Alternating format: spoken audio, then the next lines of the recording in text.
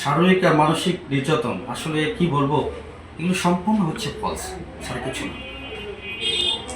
আমি তাকে চাকরি কখনো করাতে দিতে চাই না, এবং এমনকি আমি তার অফিস কয়েকবার যেতে চেয়েছিলাম, তাকে সে আমাকে তার অফিসে যেতে দেয় না। আমি জানি না কী কারণে দিতে চায় না, এবং দিতে চাইলে আমাকে ব্ল্যাকমেইল করতে চেষ্টা করে।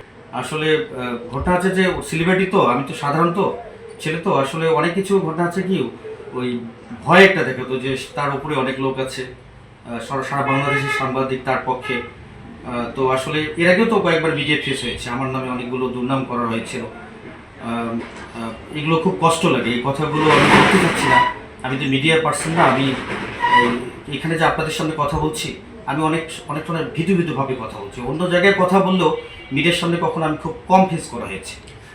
আপনাদের সাথে আমরা থাকি শুরু থেকে। আমার বাবা 7 মাস আগে মারা যাওয়ার পর আমি বাড়িতে এসেছিলাম, আবার ঢাকায় গিয়েছিলাম, আবার থাকলাম।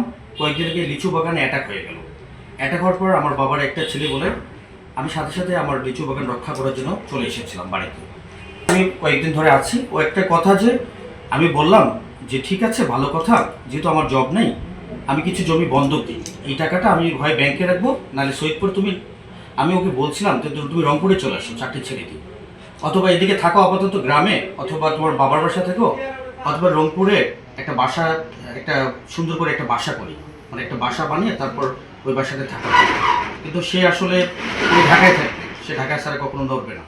আচ্ছা, মোহরানার মামলা বলতে কি, আমাদের 9,25,000 সামথিং এরকম একটা টাকা অ্যামাউন্ট, আমি ঠিক বলতে পারছি না, এরকম একটা অ্যামাউন্ট আছে। তার মধ্যে 4,63,900 টাকার মতো আর কি পরিশোধ করা আছে। আমার আব্বা যখন মানে মরে যাওয়ার আগেই এগুলো আর কি পরিশোধ করে দিয়ে গেছেন আর কি। হ্যাঁ, যখন বিয়ে হয় তখন এগুলো সব পরিশোধ ছিল।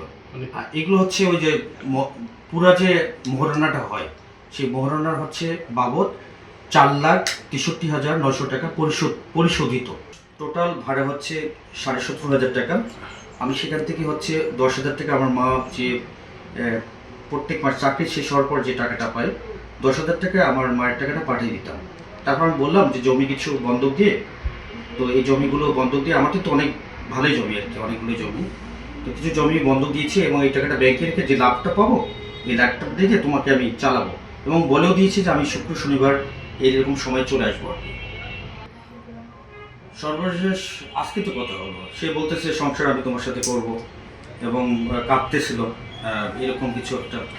তো আসলে কাঁদতেছিল যে আমি তোমার সাথে, আমি তো তোমার সাথে সংসার করতে চাই, তুমি তো আমাকে অ্যাভয়েড করো।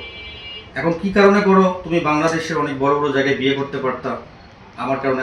আমি তো বলিনি যে তুমি আমাকে বিয়ে করো। আমি বিয়ে হওয়ার আগে আমি 1 মাস সময় দিয়েছিলাম যে চলো ঢাকায়, তুমি আমার পিছনে ঘোরো, আমার চাকরি দেখো, সব কিছু দেখো।